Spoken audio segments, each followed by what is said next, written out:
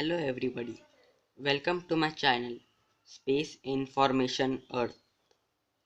Please subscribe my channel and see all my 5 videos that I have made till now. Please click the bell button and give a like to this video. Hello friends, today we are going to talk about the moon. Introduction. Luna, Latin word for moon, is Earth's only moon and our closest neighbor in space. Now we will see a short video of Apollo moon landing. Okay, stand by for pitch over. Oh, are we coming in? 53 degrees.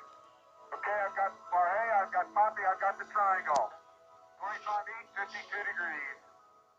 And feet. Got contact. Stop push. And stop. Okay, Houston, the Challenger has landed.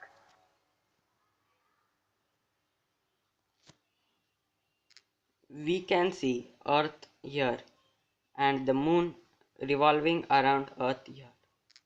The moon is the only extraterrestrial world to have been visited in person by human explorers. And even more astonishing, we did it with side rules and vacuum tubes. Of course, it made sense to go there first, at an average distance of 384,000 kilometers, 239,000 miles. The moon is so near that no other known object in the sky can come close to showing the amount of details visible to earthbound stargazers. Moon is also quite large. Moon is quite large relative to Earth. It's fully 27% of Earth's diameter, but only 1.2% of its mass. Not quite a double planet, as Pluto and its moon Charon are sometimes described, but it close.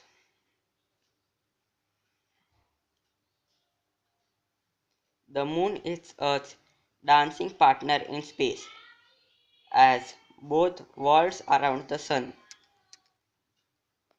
The moon has hardly any atmosphere, just the thinnest trace of gas, so it has no regular weathering process and no water to erode features on its surface. It also lacks the continent-size movement geoscientists call plate tectonics, so the face of the moon is very, very old. It's covered by craters that remind us the violent earlier days of our solar system, when bombardment was commonplace, and it carries the evidence of many impacts since. Now we will see a short video on moon ice. Early in the history of the solar system, asteroids and especially comets containing water struck the moon. If any of that ice showered into a deep-shadowed crater, perhaps near the moon's poles, it could still be there today. And according to the Clementine and Lunar Prospector missions, it actually is. The moon is geologically inactive and almost certainly biologically dead, but recent findings by the Sediment probe and the Lunar Prospector spacecraft indicate that millions of tons of water ice may be hiding from the sun in the deep shadowed craters near the moon's poles. Here we can see the moon's surface, how it looks.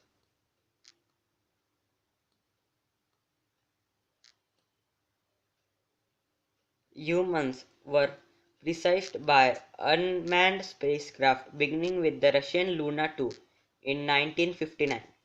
Then beginning in July of 1969, a total of 12 astronauts visited the moon in 6 separate landings.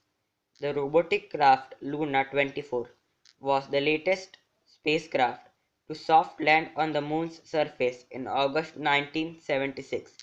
Although the Lunar Prospector orbiter was initially crashed in July of 1999 as experiment to kick up some lunar dust. You can see many lunar features with just your eyes. Most observers in the contrast between the large light and dark patches on the moon. The bright areas are lunar highlands, also known as terrace. When you see the bright areas looking at a surface that is an average of 4 billion years old. The dark regions are called Maria and were formed by cooling lava flows. Maria are younger than the lunar highlands. One of the easiest Maria to see with naked eye is Maria Tranquilitatis, the Sea of Tranquility, where the first Apollo crew landed on the moon. You also see several large craters, some of the easiest to distinguish the crate by Corpus and Tokyo. Throughout the history, many cultures have imagined figure on the surface of moon near its full face. The ancient Chinese saw a woman and a hare. Western cultures see a giant face. Here we can see the images. This is the image of woman in the moon, and this is the image of man in the moon.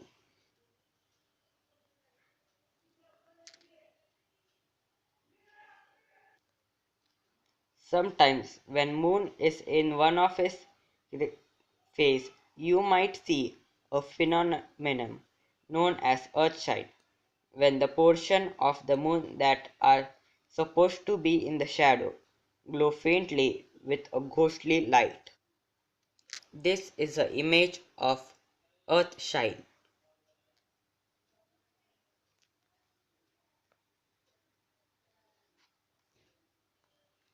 This glow is actually light from the sun that has bounced off Earth to illuminate the dark side of the moon. Astronaut John Young has said that the Earth's shine on the moon was quite bright enough for him to have landed his Apollo lunar module safely. The far side of the moon was unexplored until it was photographed by space probes, then later seen and photographed by astronauts. The far side looks quite different from the side we see from Earth. It very rugged and much more heavily cratered. Just above all those flying rocks would have hit Earth if not for the deflector shield called the moon. At any one time you can only see 50% of the moon, but a phenomenon called libration gives earthbound observers a peek at the lunar far side. Libration is a kind of bobbing or oscillating motion of the moon that lets you see 59% of its surface over time, but you have to be very patient.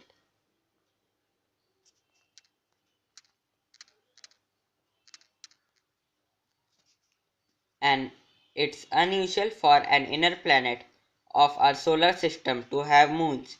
Mercury and Venus have none, and Mars has only two tiny ones, which might only be captured asteroids. Earth, on the other hand, has one of the largest moons in our solar system. The influence of large moon on the Earth is profound. The gravitational tug of war between the two bodies pull on Earth's ocean and creates the tide. The moon's gravitational pulls is stronger on the side of Earth that's closest to it.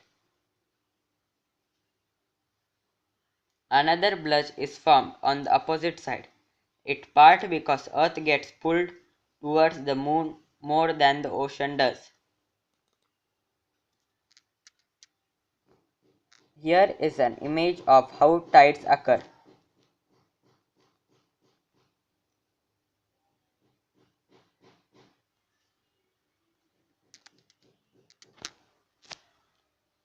As Earth rotates through its day, the bulge in the ocean remains in the same position relative to the moon and cause high and low tide around the globe.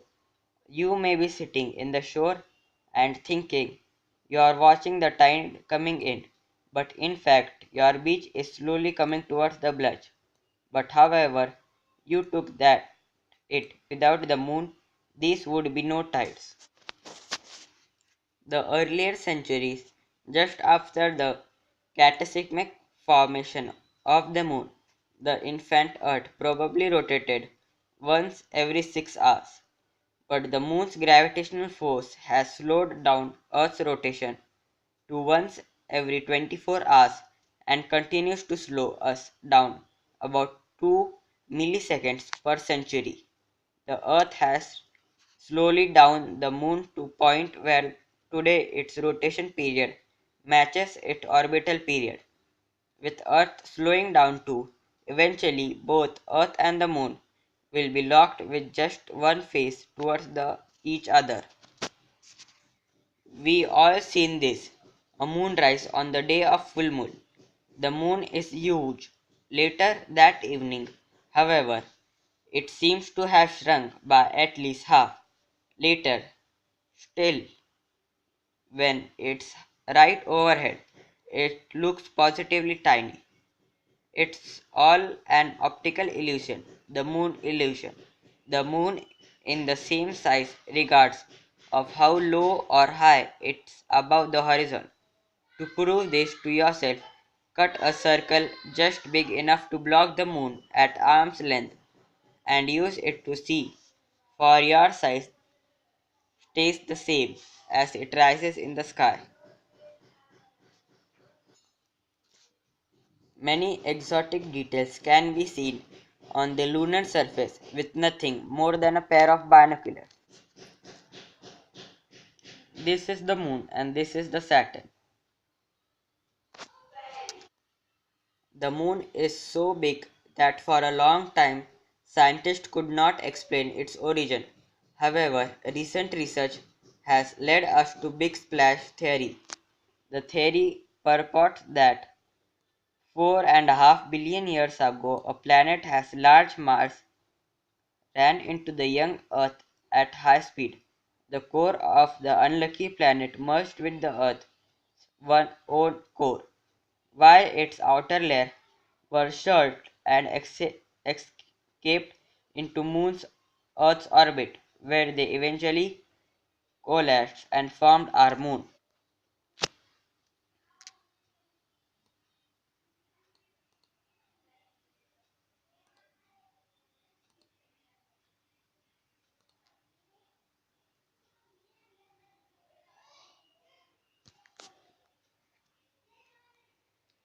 This is a picture of giant impact. Thank you for watching this video.